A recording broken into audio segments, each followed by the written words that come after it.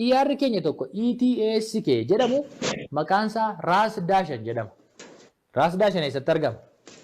Isinis beektu. Kaabatti argama. Achitti argamuunsaa rakkoo hin qabu innis biyya keenya. Xiyyaarri keenya tokko ETAO jedhamu Dreamlineridha maqaan isaa Lake Xaanaa jedhamee waamama. Xiyyaarri keenya tokko maqaan isaa ETASJ jedhamee waamamu innis Dreamlineridha maqaan isaa Laallibalaa jedhamee waamama. Xiyyaarri keenya tokko maqaan isaa ETAOP jedhamu innis Dreamlineridha Queen of Sheba jedhamee waamama. Daataa kana xiyyaaricha ragaa baratan ilaaluu dandeessu. Xiyyaarri keenya tokko maqaan isaa ETATQ jedhamu Airbusdha. Xiyyaarri kuni Sameen Mountain jedhamee waamama.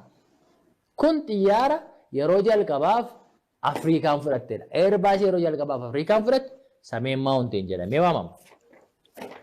Xiyyaarri ETAUA jedhamu maqaan isaa Sameen Fox jedhama.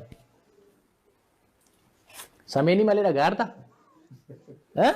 So kun daandii qilleensa Itoophiyaati natti. Daandii qilleensa Itoophiyaati? Tokkuma irratti waan xiyyeeffatuuf hunda giddu galeessa. Kanan jechaadha. Xiyyaarri Dreamlineriin keenya tokko kan ETAOT jedhamu maqaan isaa Waaliyaa Ibex jedhama. Eessatti argama Waaliyaa Ibex? Kan keenya garuu eessatti argama kunis?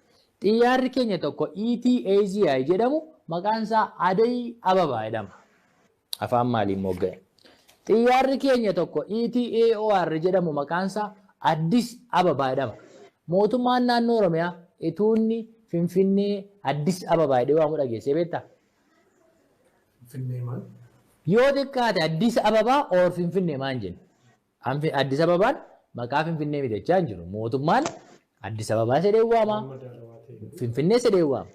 Waan mootummaan jedhee waamuu dhiisuun tuffii guddaa mootummaa kanaaf qaban agarsiisuun kana caala.